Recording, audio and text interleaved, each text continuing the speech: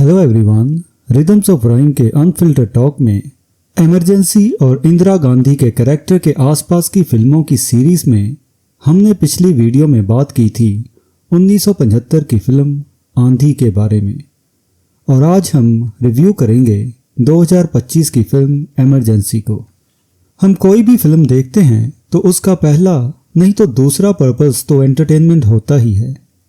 अगर इस फिल्म में आपका दूसरा पर्पस एंटरटेनमेंट है तो पहला पर्पस इंदिरा गांधी के बारे में जानना होगा।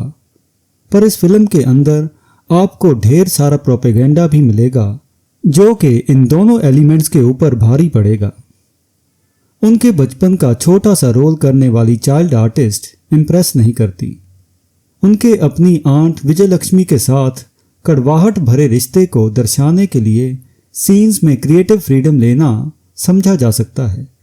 लेकिन पर्सनल रिलेशंस के बाद जब मैंने हिस्टोरिकल एस्पेक्ट्स को देखा तो ऐसा लगा कि मैं कोई हिस्ट्री का पेपर इवैल्यूएट कर रहा हूँ और स्टूडेंट ने विकिपीडिया और व्हाट्सएप के मैसेजेस को चैट जीपीटी पर डालकर नोट्स बनाए थे।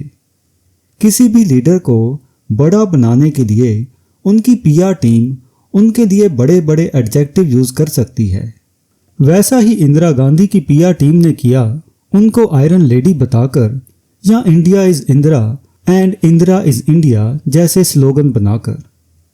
पर कंगना को अपने लीडर की इंटरव्यू तो सुन लेनी चाहिए थी जिसमें वो कहते हैं कि उन्होंने कभी भी इंदिरा गांधी को मां दुर्गा के साथ कंपेयर नहीं किया।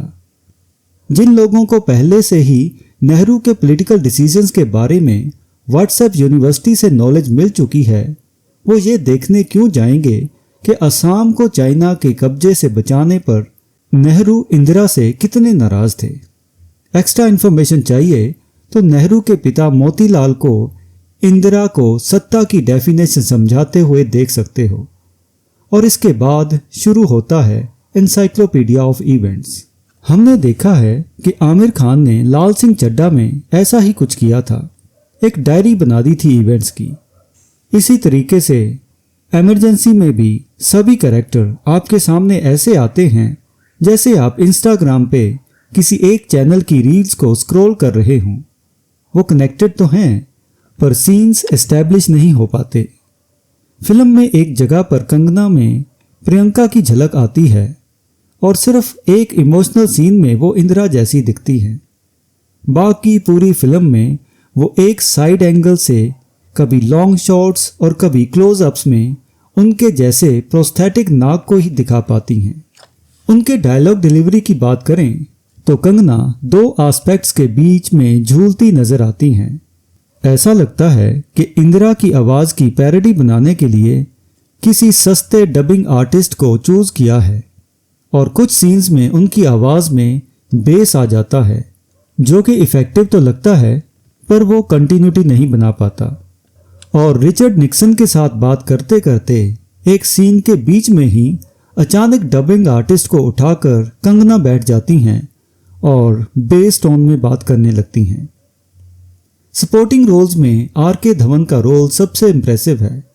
फिर आता है संजय गांधी, जयप्रकाश नारायण और अटल बिहारी वाजपेयी। जगजीवन राम के रोल में सतीश कौशिक बस कंटिन्यूसली इंदिरा गांधी की ट्रोलिंग ही करते हुए नजर आते हैं। पर इस फिल्म में जेपी की आइडियोलॉजी को कुछ हद तक आगे बढ़ाने वाले बहुत सारे लीडर्स का कोई जिक्र ही नहीं होता, शायद इसलिए कि वो एनडीए में नहीं आए। और इस फिल्म की दिलजीत दोसांझ की चमकीला के साथ भी कुछ सिमिलैरिटीज नजर आती हैं। जैसे चमकीला अपनी मौत की तरफ इंस्टिंक्टिवली खींचा चला जाता है, इंदिरा गांधी इस फिल्म में साइकोलॉजिकल ब्रेकडाउन के साथ डिसीजन मेकिंग में कमज़ोर होती जाती हैं। और यही सेक्शन है जहां कंगना की acting as an actor impressive लगती है, लेकिन उनकी मॉकिंग टोन में डायलॉग डिलीवरी कंटिन्यू रहती है जो कैरेक्टर के इम्पैक्ट को कम करती है। अगर आप इंदिरा गांधी के इंटरव्यूज देखें तो उनका एक स्ट्रॉन्ग पर्सोना रिफ्लेक्ट होता है जो कि इस फिल्म में मिसिंग है।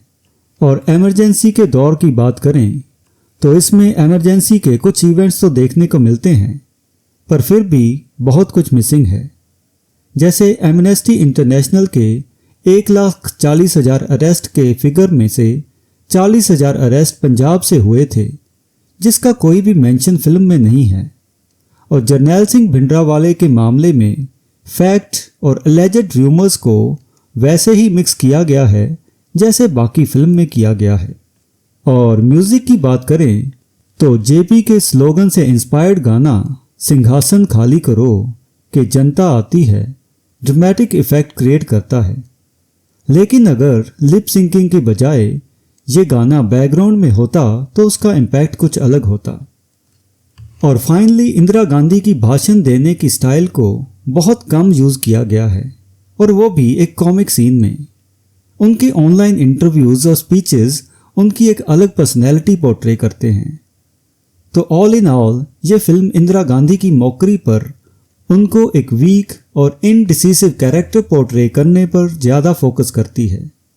तो अगर कोई वीक है तो उसको कॉम्प्लीमेंट करने के लिए कोई स्ट्रॉन्ग कैरेक्टर या पर्सनैलिटी चाहिए होती है जो प्लॉट को बैलेंस कर सके। दोनों की कमी ड्रामेटिक इफेक्ट को डिफ्यूज़ करती है और फिल्म में हाई पॉइंट्स की जगह एक के बाद एक लो पॉइंट्स ही दिखते हैं। और ज़्यादातर अनफिल्टर टॉक्स में हम फिल्म के प्लॉट के बारे में बात करते हैं, पर इस फिल्म के प्लॉट के बारे में बस इतनी ही बात है कि वो धीरे धीरे वीक होता जाता है। तो आज की डिस्कशन में बस इतना ही। हम नेक्स्ट वीडियो में इमरजेंसी के टाइम्स पर बनी एक और फिल्म किस्सा कुर्सी का एनालिसिस करेंगे। अगर इमरजेंसी पर ये अनफिल्टर टॉक आपको पसंद आई तो आप रिदम्स ऑफ राइम को लाइक, शेयर और सब्सक्राइब कर सकते हैं, ताकि आप और आपके दोस्त नई पुरानी फिल्मों के ऊपर हमारे दूसरे अनफिल्टर टॉक्स को भी देख सकें। And until next time, good bye and thank you.